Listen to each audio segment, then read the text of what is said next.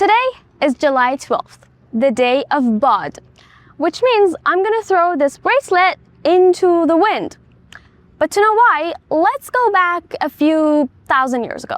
There was a time that humanity was almost doomed. The cosmic ocean, where the water is kept in the sky before it reaches the earth, was held hostage by Apush, the demon of drought. He looked like a hideous, hairless black horse, and he dreamed of only one thing: just a little longer, and all life on earth will vanish. Because of him, humans suffered all over the world, clinging to the little rain they had, waiting for a miracle. Every day, Anahita, the goddess of water, watched her children die before her eyes, unable to move. The crisis peaked in Iran and its neighbor, Turan. The king of Turan, seeking water, kept attacking Iran. People tired and hopeless from all these wars. This hopelessness had vanished all the clouds in the sky. Losing all hope in kings, people took their prayers to the skies. یا رب از ابر هدایت برسان بارانی پیشتر زان که چو گردی ز میان برخیزم.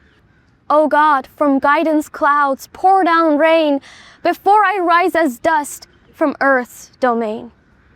Their longing reached Tishtar or Tir, the star of rain. So he flew across the galaxy as swiftly as an arrow to save humanity. He decided to fight Apush and end the drought once and for all. But there was a tiny problem. He had no idea how to fight. Meanwhile, on Earth, the kings were exhausted and didn't know what to do, so they reached a strange agreement.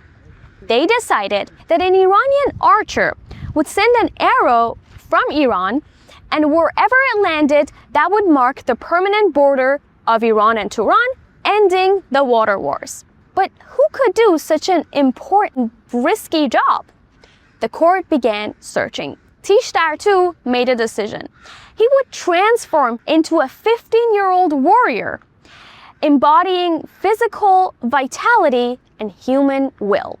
In this new body, first he drew a cleansing rain from his soul, a rain with drops as large as a bull's head, flooding the earth almost to a height of a person. Not my height though, that would be too much. Like an average person. Yeah. But people were not happy. They were like, this rain is a gift. It doesn't belong to earth. But Tishtar knew what he was doing. Before anything else, he needed to clear the earth from all these toxic, evil creatures that Apush had spread around to poison the soil. This flood drowned all of them or suffocated them deep underground. Now the earth was still thirsty, but at least purified. The battlefield was ready. Just like for the court, who finally chose the archer.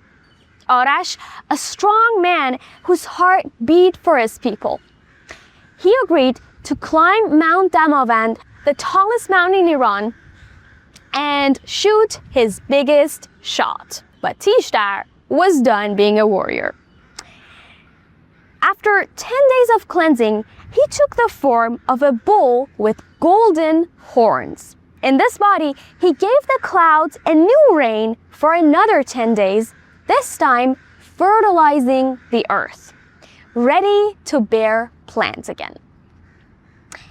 But still, the key to earth's waters is in the hand of Apush. The forests are literally turning to deserts. Could this soil ever revive again? Look, این دانه‌های نازنین محبوس مانده در زمین. در گوش یک باران خوش موقوف یک باد صبا. Dear seeds bound in the earth's chain, waiting for a breeze, listening for a rain. Be patient. As this time, Tishtar gathered all his celestial force and finally formed into his most powerful form, a white horse with golden ears. This time, he descended lower in the sky, reached the cosmic ocean, and was ready to fight. Standing in the middle of the cosmic ocean was Apush, the terrifying black horse. The black and the white horse clashed in a battle that shook the heavens. And in the end, after 3 days of fighting, Apush pushed Tishtar back miles away from the cosmic ocean. Tishtar lost.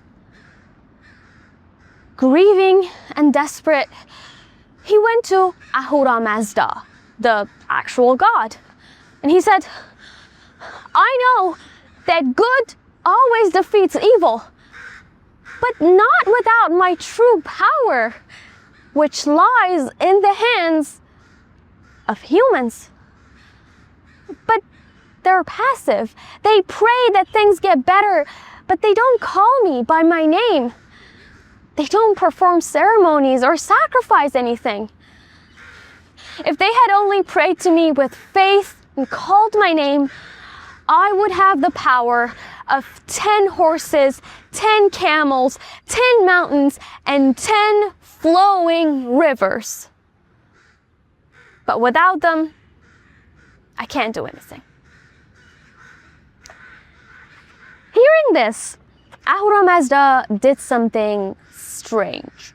For the first and last time ever, he performed the ceremonies himself. Maybe he was like, "My poor humans, they need a little push. What's with the crows? Jesus Christ." Okay, maybe he thought to himself, "My poor humans, they need a little push." Or maybe he was like, "Damn, humans are clueless. You know what? I'll do it myself. Whatever." Either way, he breathed immense power into Tishtar, granting him with the power of 10 horses, 10 camels, 10 mountains, and 10 flowing rivers. Now, let's hear of Arash, who was at the peak of Mount Damavand.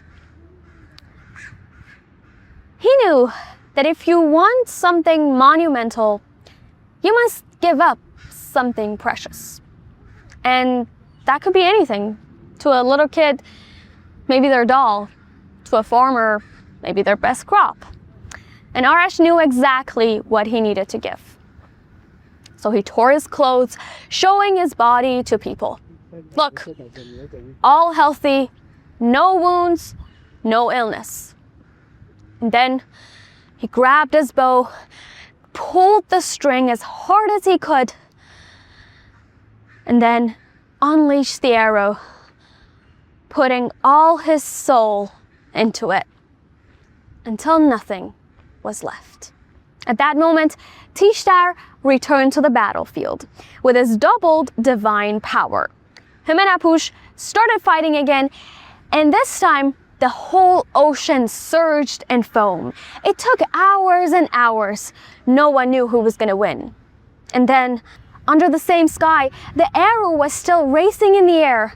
With the spirit of Arash inside it and the guidance of the divine Bad, the wind, it flew further than anyone dared to imagine. As high noon arrived, the light was at its peak. Tishtar knew he didn't have much time. So he raised his mace and slammed it into the thunderclouds. A huge flame in the sky and a roar echoed across the galaxy. And Apush ran away. The arrow landed on a walnut tree. Anahita, the goddess of water, gently began her dance again. And with that, the clouds burst into tears. Borders set, peace restored, and rivers flowed. That day was called Tirgan. And Iranians have been celebrating it for thousands of years to cherish water, nature, and hope. On this day, they would wear these rainbow bracelets called Tir Bad, arrow and wind, and they had it on for 10 days until the day of wind, or Bad, which is today. And then, as a symbol of sacrifice, they would throw it and cast it into the wind as they made a heartful wish, trusting that nature would bring their wishes back. All to remember the power of wanting.